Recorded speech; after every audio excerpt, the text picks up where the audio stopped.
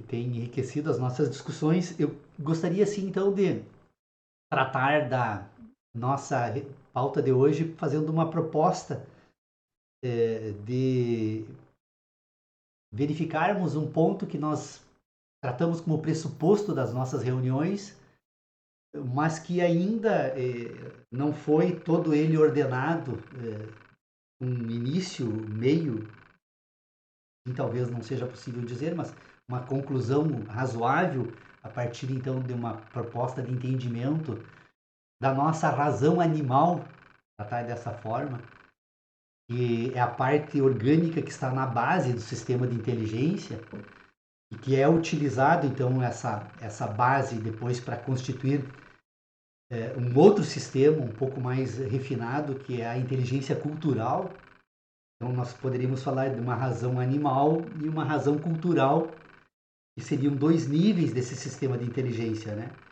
Então, embora a gente trate, e eu pelo menos procure nas discussões que a gente vem fazendo nos nossos encontros, tratar com certo cuidado esse pressuposto, eu acredito que a gente nunca tratou ele numa reunião. Então, a minha ideia é só introduzir essa discussão para verificar se a gente deve levar ela adiante em outros encontros, porque ela é complexa e eu tenho certeza que exigiria bastante dedicação nossa para resolver essa questão em definitivo, de modo a que todos nós pudéssemos tratar desse tema do mesmo modo. Essa é a questão central dessa discussão. Então, eu vou me proponho então a tentar expor aquilo que eu estou tratando num texto que eu estou escrevendo agora, que eu denomino de sistema heptanimal de inteligência, que eu venho também tratando já nos nossos encontros do grupo há bastante tempo. Bom, o que é preciso então tratar como início dessa discussão? Primeiro, né? Se nós formos buscar nos debates que foram feitos, pelo menos nesses últimos 400 anos, particularmente nos debates feitos a partir do discurso sobre o método de Descartes, sobre a filosofia, sobre a razão humana e sobre o entendimento humano, nós vamos perceber assim que, embora todos os autores e filósofos que se dedicaram a este exame eles consigam expor minimamente um sistema de ideias, quando nós formos comparar essas discussões ou esses textos e esses estudos que foram feitos, nós vamos verificar que eles não dialogam. Cada filósofo constrói então um sistema de ideias e tenta resolver o problema da filosofia a partir de certos pressupostos que eles não foram tratados no texto. Não apenas, nenhum deles tratou no texto, porque todos partem do pressuposto que isso está absolutamente resolvido, né? E a gente percebe isso se nós formos pegar, por exemplo, a introdução do discurso sobre o método. Descartes deixa isso absolutamente claro nas primeiras linhas, não da forma que eu vou repetir aqui, mas a ideia basicamente é o seguinte: ele diz que todo ser humano é dotado da capacidade de entender o mundo, de modo a que nenhum deles se sinta ou sinta a necessidade de pedir isso emprestado para alguém. Então ele diz o seguinte: todos nós somos inteligentes. É isso, né? Ele usa a palavra bom senso. Eu até descobri isso numas verbetes que estão no final do Manual dos Cursos de Lógica Geral de Kant, de que a ideia de bom senso na antiguidade ela era diferente, ela tinha um conteúdo diferente do bom senso que nós utilizamos hoje. Então, por isso que eu repito o que Descartes disse na introdução da crítica dessa forma, mas se vocês forem ler lá, ele vai tratar como bom senso. Todo ser humano é suficientemente dotado do bom senso ao ponto de não precisar pedir emprestado nada a alguém. Só que esse bom senso, a capacidade de entender, não é tratada em nenhum desses estudos, nenhum desses filósofos examina essa questão. E para mim está aí o grande problema. Por quê? Porque se todo mundo toma isso como resolvido e todo mundo faz uso desse sistema, é óbvio que seria necessário que todos partissem das mesmas relações, do mesmo ponto, então, dessa capacidade de entender. Então, o que eu estou sugerindo que a gente faça, então, para resolver isso? Primeiro, nós precisamos encontrar, então, um ponto de partida das nossas investigações. Um ponto de partida que todos nós possamos tomar da mesma forma, do mesmo modo. Então, isso significa dizer que nós precisaríamos fazer uma reflexão que conseguisse chegar à causa que originou o universo e depois acompanhar essa causa que produziu o universo, a criação, então, para alguns, uma geração espontânea para outras, mas entre criação e geração espontânea, ninguém consegue chegar a um acordo a respeito disso. Mas há uma causa inicial no universo. Há um desenvolvimento nesse universo, e esse desenvolvimento chega a um grau de sofisticação que produziu todos nós. Ou seja, nós somos resultados dessa causa inicial. É possível explicar isso? Não. Se nós resolvêssemos adotar as explicações que foram dadas, ou nós iríamos para as igrejas, né? Ou nos jogaríamos para a química e para a física da natureza para tentar encontrar lá nas proteínas, nas cadeias de proteínas e de carbonos, tentar encontrar então o ponto inicial dessa geração espontânea para dizer o seguinte: olha, foi aqui que aconteceu algo diferente e começou o processo que produziu aquilo que somos. Não creio que nenhum de nós aqui esteja disposto, se é que estamos tratando de filosofia, a seguir qualquer um desses dois rumos. Então, descartamos isso, não serve, né? Bom, mas o que sobra então, se nós descartamos esses dois pontos de partida? Sobra o universo, ele só, somente ele. Bom, se sobra apenas o universo, o que nós podemos tomar então por conta desse universo, já que deixamos essa parte anterior da constituição dele fora do nosso exame? Nós vamos perceber que o universo é matéria, nós vamos perceber que o universo é permanente mutação, e vamos perceber que esse universo é movimento. Temos três elementos aqui, então, ou três noções, também não serve elemento, temos três noções que podem ser utilizadas, então, como um ponto de acordo mínimo entre todos nós. Universo como matéria, mutação e movimento. Bom, temos condições agora, a partir desses três dados, resolver os problemas da filosofia? Continuamos praticamente no mesmo ponto em que nos encontrávamos quando nos defrontamos com essas duas possibilidades de tratar o universo como um dado de geração espontânea ou como universo como dado de criação. Então, todavia, nós encontramos pelo menos três questões: movimento, mutação e matéria. Ninguém duvida que o universo seja matéria, mutação e movimento aqui. Pelo menos, creio que podemos, então, já partir desse pressuposto. Bom, depois, além disso, o que nós precisamos agora destacar nessa nossa questão? Precisamos destacar a nossa existência. Todos nós somos seres que estamos, então, tratando da matéria, mutação e movimento, portanto, todos nós somos parte desta matéria, mutação e movimento. Então, nós temos o universo como totalidade, repetindo, né? No texto, por exemplo, quando se escreve sobre isso, não dá para fazer o que a gente faz na fala. Nós temos o universo, então, como matéria, mutação e movimento, e nós temos agora a parte que é o homem que pensa sobre isso. Qual é a terceira questão, então, agora que nós precisamos tratar nessa discussão? Bom, primeiro, se temos totalidade e parte, agora nós temos uma contradição, um paradoxo para a filosofia tratar aqui. Primeiro, como seria possível a parte tratar do todo? É impossível.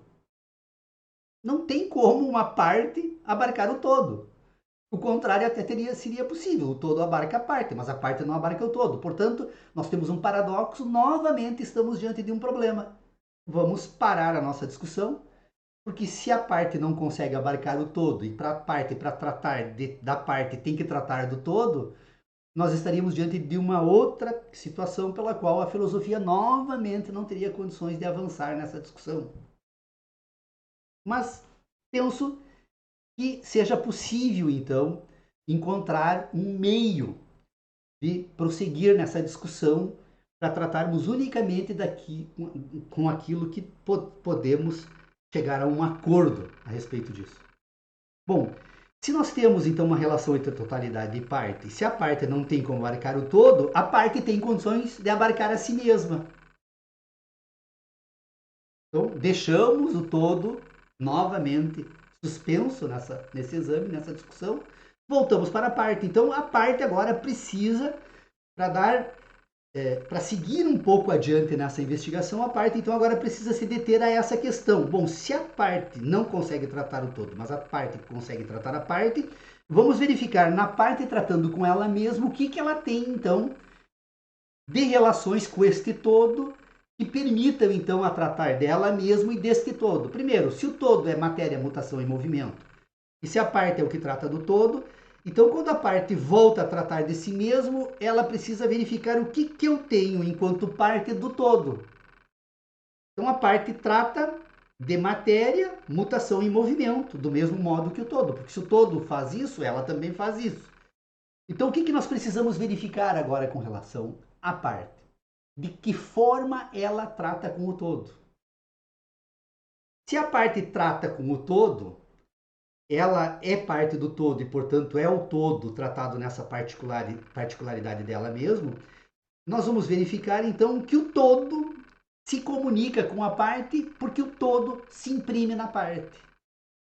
Neste movimento, mutação e matéria, quando isso ocorre, esses processos ocorrem entre essas duas dimensões do universo, este universo se imprime na parte e a parte então consegue, a partir destas impressões, agora pôr em ordem essas impressões para constituir um sistema de racionalidade. Então nós vamos perceber então que uma característica que nós precisamos distinguir nesta parte é a capacidade de ser impressa pelo todo. Ou seja, a parte é dotada de um sistema que a filosofia trata dessa forma, obviamente é absolutamente adequado. Ela tem a capacidade sensível de ser impressa pelo todo e, portanto, tratar agora por meio dessa sensibilidade com o resultado dessas impressões. Então, as relações entre totalidade e parte, o todo se imprime na parte, a parte então tem a capacidade sensível, recebe essas impressões e, ao ser impressa pelo todo, a parte produz sínteses. As sínteses que a parte produz, então, a partir das impressões do todo, ela constitui um sistema de memórias. Memórias produzidas pelas sensações que decorrem das relações entre totalidade e parte, que, portanto, a parte vai produzir, então, um sistema de orientação, né, que permite fazer estas relações. Eu agora estava me dando por conta, hoje, inclusive, estava tentando escrever um parágrafo a mais, que eu tenho como uma conquista extraordinária o dia que eu consigo avançar um parágrafo nesse texto, mas ele é curto, está com 6 páginas, dito que no máximo 8 páginas eu consigo concluir esse tema que estamos tratando hoje aqui. Eu estava me dando por conta do seguinte: o que acontece então nestas relações entre totalidade e parte? Se a totalidade, então, a parte, quando ela produz esse sistema de inteligência, ela produz um sistema de matrizes. Matrizes de inteligência orientadas pelas noções de distância e movimento. Então vocês percebam o seguinte: se o universo é o todo, é matéria e é movimento no espaço, e portanto esta matéria, movimento e espaço importa em permanente mutação, porque se ele está se movendo, os elementos do universo estão sempre ocupando espaços distintos e, portanto, o universo jamais é o mesmo a todo instante. É um processo em curso. Essa causa inicial que nós descartamos e não temos como examinar é que fez com que esse universo estivesse permanentemente em movimento. Então, para que esse sistema de inteligência consiga pôr em ordem isso, primeiro é necessário que ela tenha competências para identificar o movimento e ela precisa de competências sensíveis para estabelecer as noções de distâncias no movimento. É a partir da ordenação das noções de distância e movimento que ela vai constituir um sistema de matrizes que organizam um sistema de racionalidade, ou seja, de memórias, e na medida em que elas são produzidas e colocadas em ordem, ela permite que estas noções estabeleçam relações de causa e consequência na orientação das ações da parte. Então, quando a parte se move no espaço, quando a parte produz qualquer tipo de ação no espaço, estas ações são coordenadas por essas matrizes de memórias, e estas matrizes de memórias são as responsáveis pelo estabelecimento de noções de distância e de espaço, de movimento, de modo a estabelecer uma relação de causa e consequência que permite pensar a respeito desse movimento no espaço. Ou seja, quando nós percebemos o movimento dos animais, das folhas das árvores, do planeta, das estrelas, ou seja, de uma maneira geral, são cadeias organizadas a partir deste sistema de inteligência que tem a capacidade de estabelecer noções. Então vocês percebam que tudo isso faz parte da constituição desse sistema de inteligência.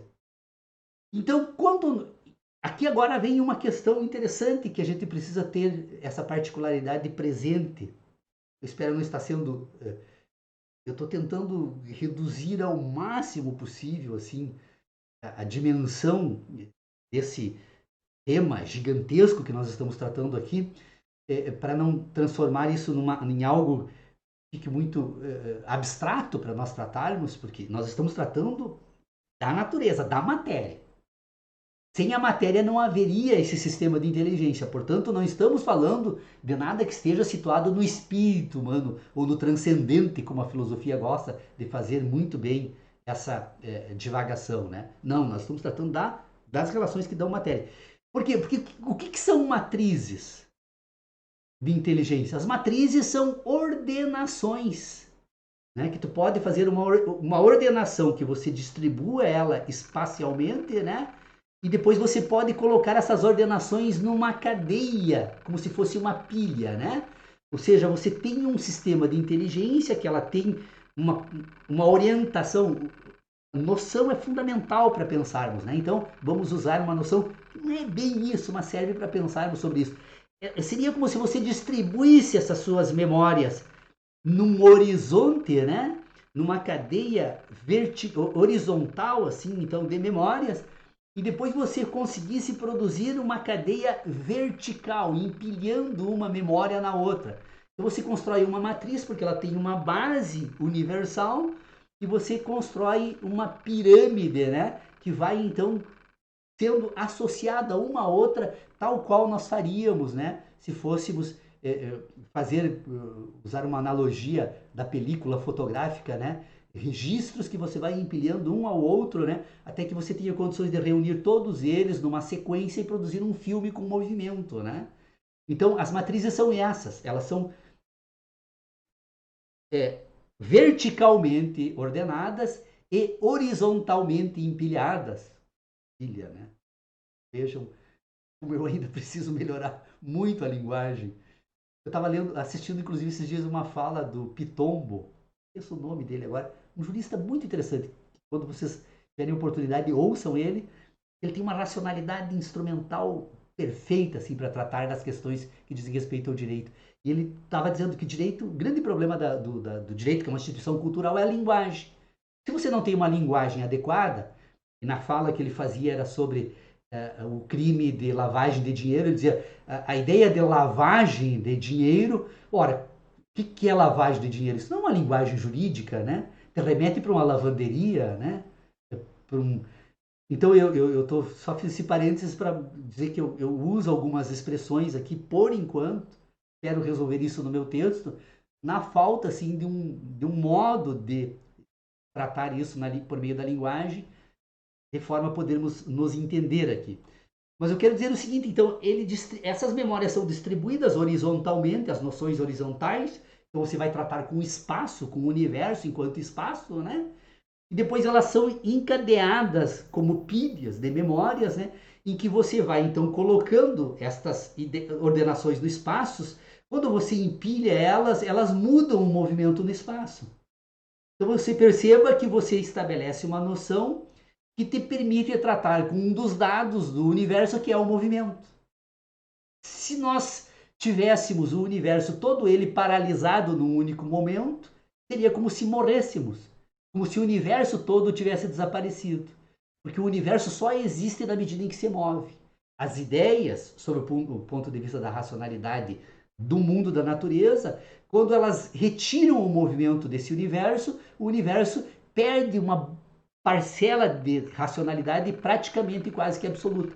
Essa foi a grande revolução que Einstein fez na teoria da relatividade. Porque o universo newtoniano, né, em que ele produziu todas aquelas noções da física newtoniana, ele tomava o universo como algo estático.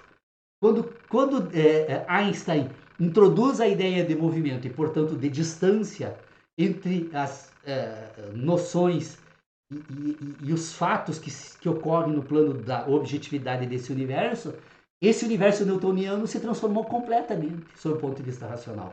Então, para nós, na nossa racionalidade, a primeira questão fundamental é tratar com a ideia de movimento. Então, volto de novo. Você coloca num plano horizontal um conjunto de memórias.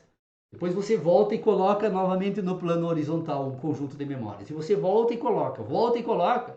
Quando você vai na tua matriz de memórias, as posições que essas memórias se encontram no primeiro plano, no segundo, no terceiro e assim sucessivamente, são diferentes. Percebam que está aí, então, as bases da racionalidade humana, matrizes de memórias com ordenações no tempo e no espaço. O tempo porque é a ideia de cronologia. Eu não gosto muito de falar em tempo quando falamos em filosofia, porque o tempo é uma noção que foi produzida pela historicidade humana. Você precisa fatiar o universo em modos de ordenação racional que te permita estabelecer então conexões com o antecedente e o consequente, de modo a você produzir um mundo da cultura que escraviza o ser humano, mata o espírito, escraviza o ser humano, porque reduz a um conjunto de noções que não tem concordância com a objetividade. Se nós formos verificar qualquer época no passado, como se os anos, por exemplo, se repetissem, nenhum astro de um ano para o outro, se você voltar a examinar eles no firmamento, se encontram nos mesmos lugares. Então você não tem condições de tratar, reduzir desta forma a ideia de tempo. Então, melhor caberia nessa discussão a noção de cronologia, de sucessividade, ao invés de tempo. Toda vez que você usar a ideia de tempo, se você usar sucessividade ou cronologia, ou ordem cronológica, você vai perceber que o tempo, a única coisa que ele faz é estabelecer uma relação entre antecedente e consequente, contar as mudanças dessas duas posições e, portanto, estabelecer noções de hora. O relógio não é nada mais, nada menos do que a movimentação de dois ponteiros em cima de uma superfície marcada com divisões, e é assim também no relógio atômico do Césio 134, em que se muda então a mudança da posição do elétron na última camada, se conta não sei quantos bilhões de vezes para estabelecer a noção de segundo, mas todos eles são cronologia e mudança objetiva no espaço.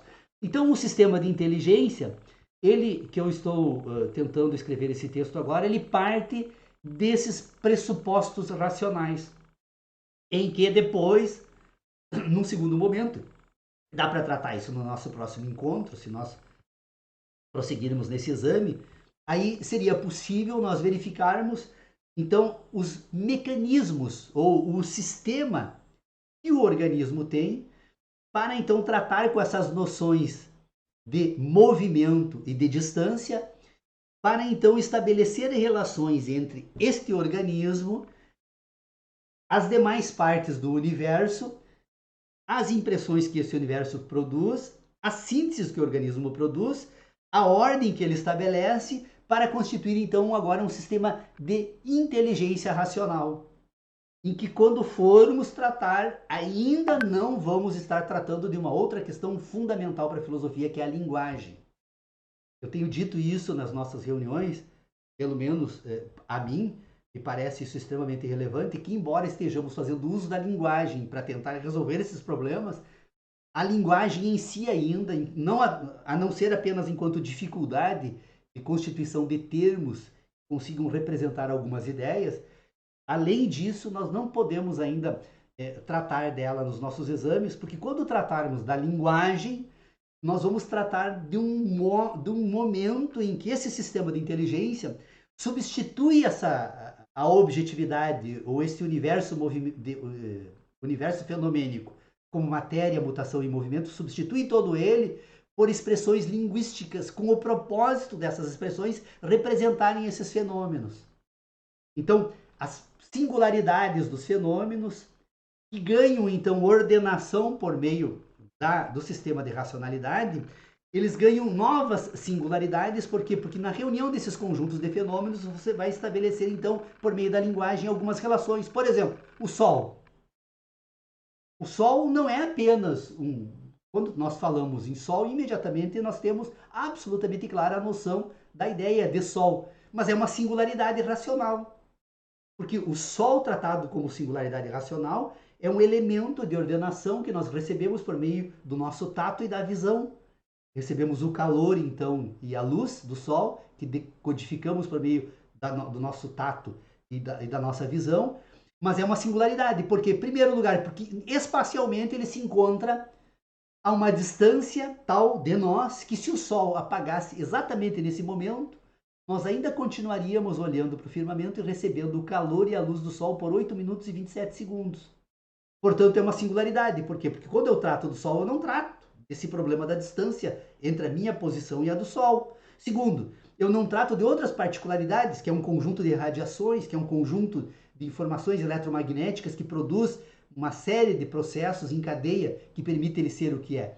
Então, a razão é um dado singular que a linguagem reduz para pôr em ordem, então, depois, no momento em que a razão constitui o universo como um dado de racionalidade e que permite ao ser humano pensar sobre ele. Em síntese, assim, né, espero não ter sido muito, não tendo sido muito longa a minha exposição aqui, que é um tema extremamente difícil, mas para pensarmos um pouco sobre isso. Eu não estou aqui absolutamente com o objetivo de tentar ensinar nada para ninguém, mas para chamar a atenção de vocês sobre a necessidade de pensarmos sobre isso. Porque é quando pensamos sobre isso que nos colocamos enquanto parte, então, em ordem, para depois nos voltarmos para esse universo com um mínimo de ordem, para pelo menos dialogarmos. É isso.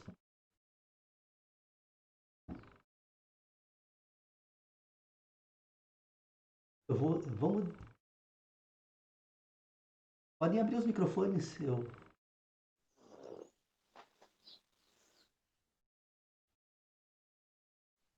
Acho que o meu eu já consegui abrir. Sim. Ótimo. E aí, pessoal?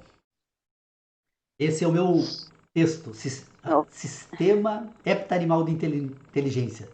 Fundamentos da Razão Animal. Por enquanto é esse o título que eu dei pro texto.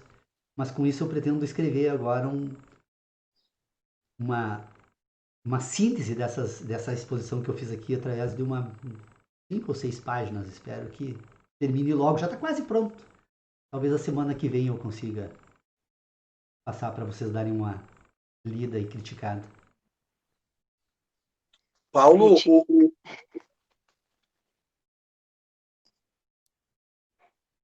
Sim? Eu só ia fazer uma pergunta. O heptanimal é por causa dos sentidos. É isso, né? Sim. Pela percepção dos nossos, todos os nossos sentidos, o papel que eles têm para a captação dessa totalidade, em movimento, em mutação, enfim, e depois todo esse processo que ocorre, ainda num processo anterior à inteligência, portanto, justamente por ter a dificuldade para lidar com a mudança. Seria isso? Eu trato como heptanimal pela seguinte razão. Primeiro, assim, então, é consenso entre todos nós dos 5 sentidos exógenos que permite o ser humano, então, receber representações do mundo da natureza por meio das impressões. Gosto, tato, olfato, visão e audição, né? Portanto, esses 5 sentidos exógenos são tranquilos. O que eu introduzo nesta investigação é a noção de sentido endógeno. Por quê? Porque assim como o organismo se comunica com o universo fenomênico, ele também se comunica consigo mesmo. Essas instruções precisam agora serem tratadas pelo sistema de inteligência natural para que elas possam, então, ter uma certa utilidade. Porque qual a razão do organismo ter esses meios de comunicação com a objetividade? A razão é absolutamente singela. Ele precisa agora interpretar estes dados e introduzir estes dados de modo a serem úteis para o organismo. Quais são as utilidades que o organismo precisa, então? Primeiro, o organismo precisa, desde a fecundação, então ele precisa coordenar processos que permitam, então, ao organismo... Tem algum barulhinho aí no teu microfone, Irene? Eu? No teu... É um papel que eu estou amassando. Ah, então é isso. Atrapalha um pouco. Então, o organismo, então, ele precisa agora pôr em ordem estas informações para terem utilidades. Quais são as instruções com as quais, então, o organismo trata? Primeiro, ele precisa, desde a fecundação, ele precisa estabelecer, então, uma série de processos orgânicos de reprodução. Ele se desenvolve, o ciclo da vida do organismo se dá com a fecundação e encerra com a morte. Então, a vida são dois momentos, né? É tudo aquilo que medeia a fecundação e a morte. Portanto, o organismo precisa produzir, então, autorreproduzir-se como organismo, como células, como partes, né, que desenvolvem, então, os órgãos e depois evoluem, se transformam até a morte. E esse organismo também, ele precisa, então, cumprir uma outra função, que é fazer com que esse todo orgânico sobreviva. Então, ele precisa sobreviver e se reproduzir. Então, são 2 sentidos endógenos. Todas as informações exógenas precisam ser coordenadas por esses 2. Pergunto para vocês a seguinte questão. Qual a razão, por exemplo, de determinados elementos da natureza serem atrativos sob o ponto de vista gustativo pelo organismo e qual a razão de outros não serem? Por quê? Porque como o ser humano precisa, para se reproduzir e para sobreviver, ele precisa se alimentar, ele precisa introduzir elementos da natureza, comer coisas, beber coisas, então. Então, o organismo recebe essa informação, imediatamente submete esta informação gustativa a todo o sistema de inteligência endógeno e ele vai programar, então, o gosto humano para repelir os alimentos que possam prejudicar, possam ser venenosos e possam ferir o organismo e vai programar de forma diferente aqueles que são importantíssimos, né, na produção de calorias. Por exemplo, o açúcar. Por que o açúcar é tão saboroso para o organismo humano? Porque ele é uma bomba calórica de produção de energia que o organismo precisa para enfrentar essas vicissitudes do mundo da natureza. Por que as plantas que são agressivas ao ser humano têm gosto horrível? Exatamente para o organismo, para que a nação humana desse sistema de inteligência, eu ainda estou tratando do sistema de inteligência animal, ainda ele não é racional, para que ele saiba entender o mundo da natureza e se comportar. Bom, isso acontece com o gosto, acontece com o olfato, acontece com o tato, né? Ou seja, por que nós temos tato? Se não fosse a necessidade de nos protegermos do frio e do calor, né, ele sobrariam poucas outras utilidades. Agora, se o organismo não tivesse condições de entender o nível que o calor se torna, até que ponto ele é necessário, porque o sol é necessário para poder aquecer o corpo, né, e até que ponto ele se torna agressivo, pelas sensações que o próprio organismo estabelece nessas relações. Então, vocês percebam que esses sentimentos endógenos são aqueles que programam o organismo para se comportar nas suas ações do mundo da natureza. Então, essas sensações endógenas, destas relações entre os 5 exógenos e os 2 endógenos, que se estabelece todo o sistema que o organismo utiliza para se proceder no mundo da natureza.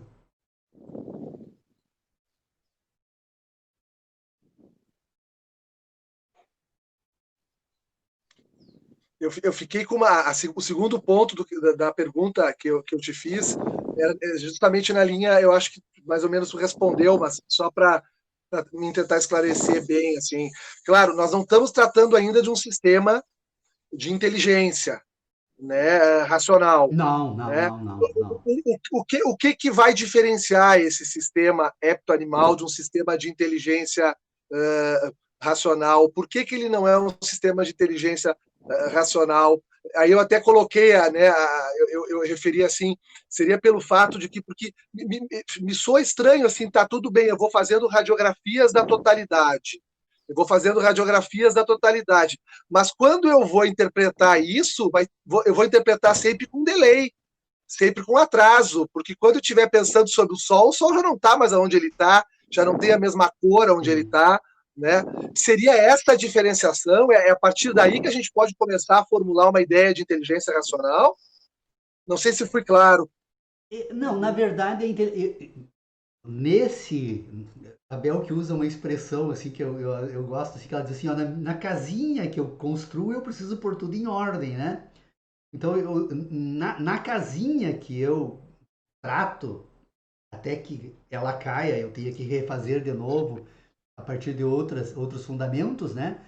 Então, na que eu utilizo, eu trato da seguinte forma. Primeiro, esse sistema de inteligência, a razão animal que eu falo aqui, ela não é absolutamente em nada diferente da do meu cachorro aqui no pátio. Neste aspecto, enquanto estamos tratando disso, somos absolutamente iguais. Só que a razão cultural, que é uma razão de segundo nível, onde se insere então a partir daí a linguagem, ela se estrutura a partir de outras categorias de inteligência. Por quê? Porque quando esse sistema de inteligência, ou seja, quando você acumula esse conjunto de dados, de informações no sentido horizontal, e depois vai colocando eles em ordem no sentido vertical, ou seja, de modo a você produzir um conjunto de memórias, na medida em que você vai acumulando essas informações,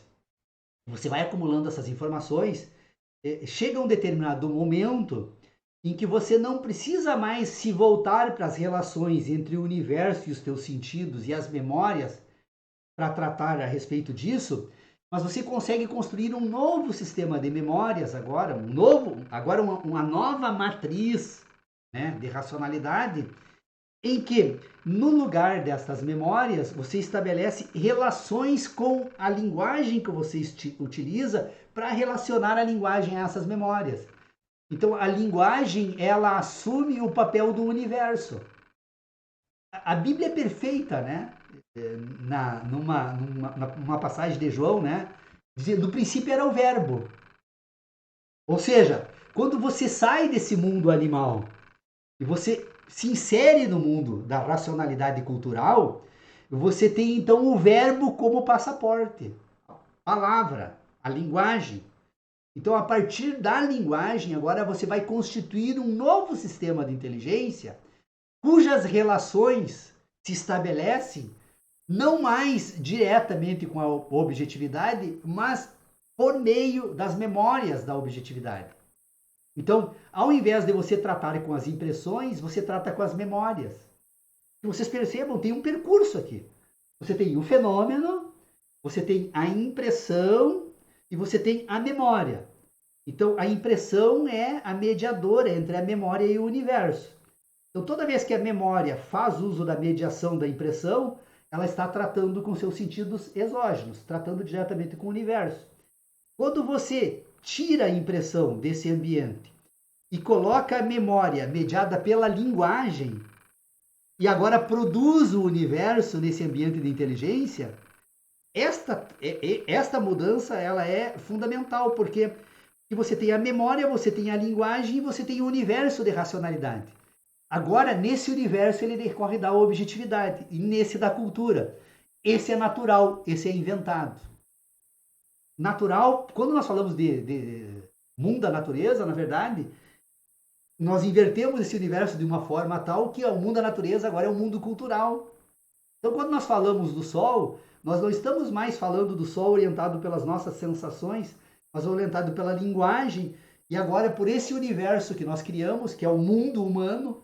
Por isso que eu digo, o ser humano, na medida em que se ele se reconhece, quando o ser humano se reconhece pensando, e quando a linguagem é introduzida nesse momento do ser humano que ele se reconhece pensando, esta linguagem agora produz o mundo humano. A partir daí o ser humano inventa um mundo. O mundo não é mais natural, o mundo não é mais da objetividade, o mundo é da cultura, produzido pelas relações entre memórias, linguagem e esse mundo cultural. Então vocês percebam, nós poderíamos estabelecer uma parábola, né, aqui, ou o inverso de uma parábola.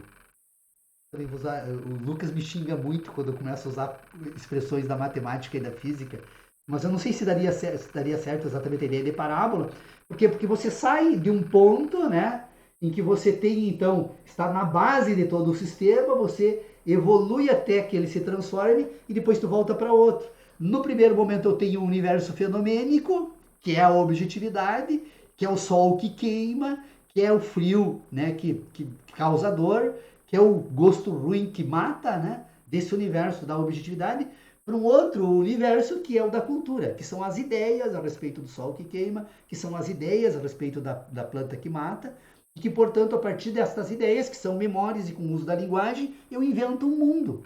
Eu invento as religiões, eu invento a política, eu invento as ideologias. Nós somos um ser humano civilizado, é um ser humano sequestrado do mundo da natureza, transformado desse mundo da natureza para um ambiente puramente cultural, né, em que ele abre mão do seu espírito, né, que é o espírito no sentido de estabelecer essa ponte de relações com o mundo da natureza, para se inserir num ambiente puramente transcendente de ideias e cultural. Ou seja, o homem civilizado é um homem que abandonou o mundo da natureza e que optou viver num mundo produzido unicamente pela cultura, onde ele vai ter sonhos, ilusões, sonhos no sentido, não do sentido de sonho, né, que é possível também tratar num outro tipo de exame aí, com a ancestralidade, né? Mas um ambiente de sonhos como ilusão com o futuro, né? Não mais voltado para o passado, mas para o futuro. Deixa de ser um homem com ancestralidade para ser um homem histórico, produzido pela linguagem, pelas ideologias, pela política, pelas religiões, e, portanto, agora um homem escravo de um sistema de ideias. Paulo, tu me colocou numa situação aqui que eu estou tentando me organizar na minha casinha, mas eu te confesso que desestruturou um alicerce até então sólido.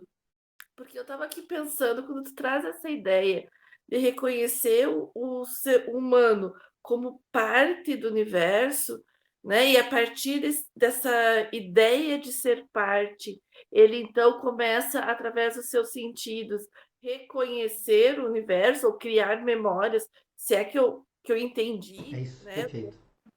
Colocar. Eu fiquei me questionando se eu me reconhecia de fato como parte do universo. Até que ponto eu sou protagonista, né, vou falar assim, até que ponto o ser humano, hoje, já estruturado dentro do mundo cultural, ele consegue ser protagonista nesse sentido, ou se ele. Eu me senti assim, quase como um replicante, né?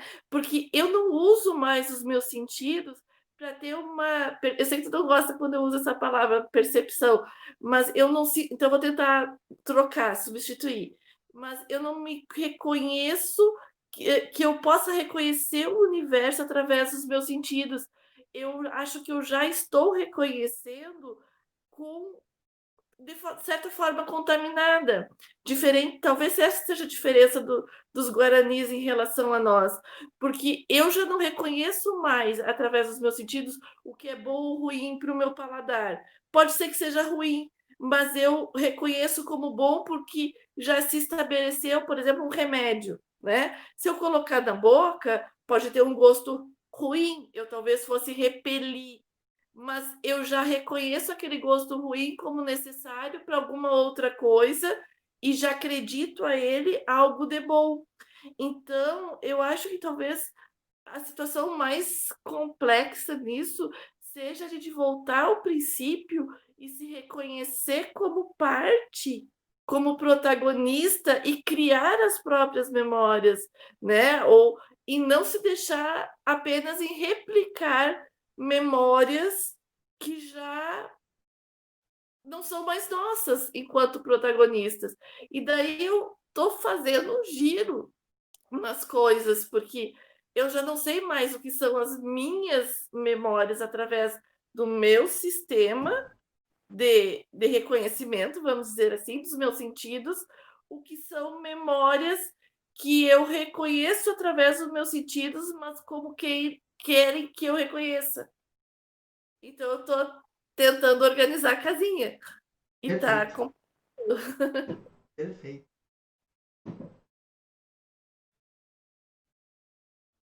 Perfeito.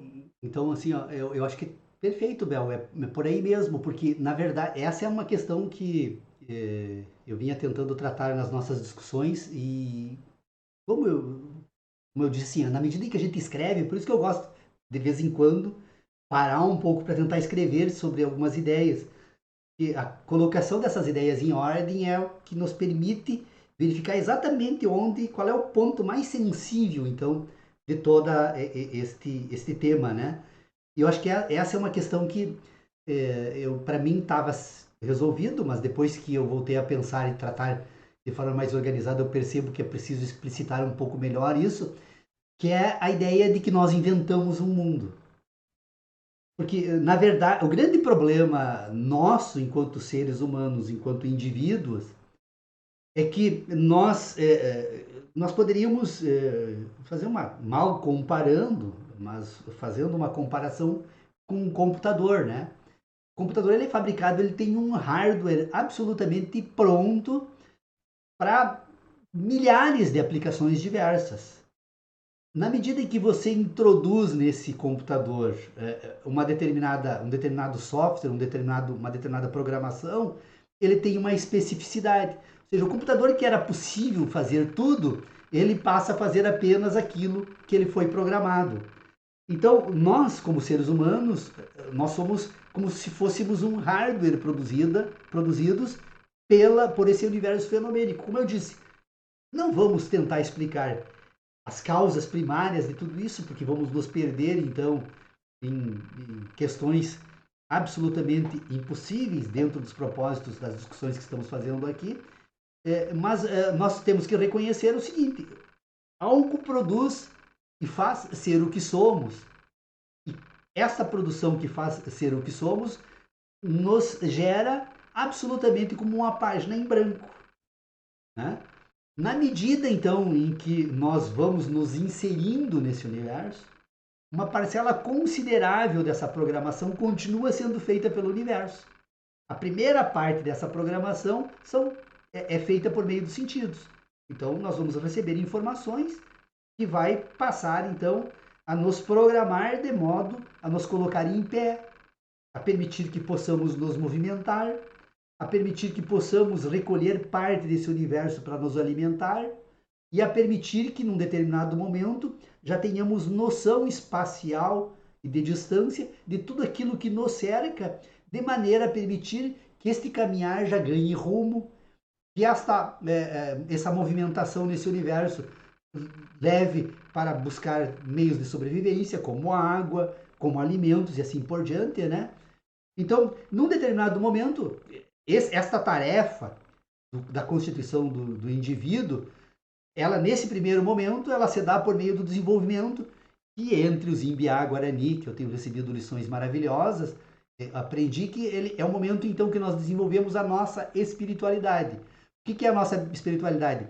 São os meios que o organismo desenvolve para se comunicar com esse universo onde o organismo existe e vive.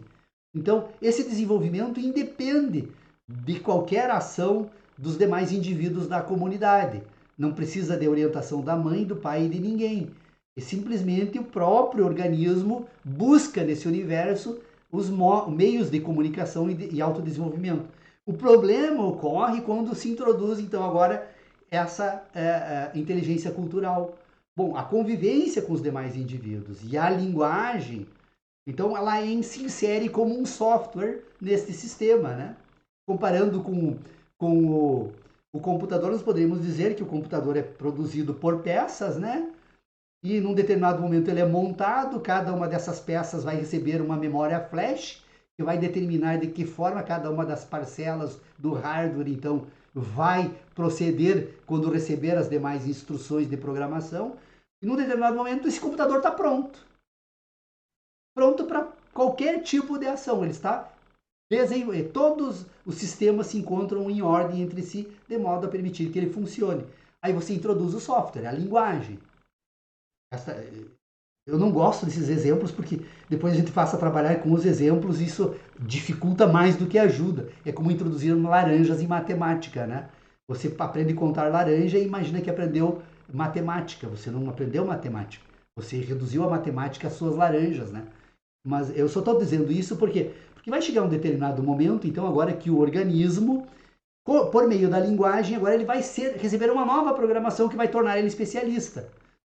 Por que o chinês eu não preciso nem falar, mas obviamente se você trouxer uma criança depois da introdução da linguagem da China e largar aqui no meio do Brasil, ela simplesmente não consegue mais se comunicar com ninguém. Porque ela já foi programada culturalmente por uma linguagem que estabelece os pontos de relação entre essa linguagem e o universo em que ela vive, em que ela não vai encontrar concordância com a linguagem que nós vamos utilizar para tratar a respeito disso com ela. Então, a linguagem é o meio, é o que reduz o homem a um ser civilizado. Ao invés de ampliar o universo humano, ele reduz o universo humano. Porque ele escraviza, ele transforma o homem em um escravo da linguagem. Porque ele constitui um universo todo agora que não está mais focado na sua espiritualidade, mas nas suas ideias e na sua cultura. Por isso que o japonês, o alemão, o italiano, o francês, o inglês, o alemão, o russo, são indivíduos que, pelo fato de estarem vivendo em espaços geográficos diferentes, constituem sistemas de relacionamentos culturais diversos. Mas eles são tão escravos da própria linguagem e do mundo que eles construíram quanto nós, né? Apenas foi utilizado métodos, instrumentos fonéticos diferentes.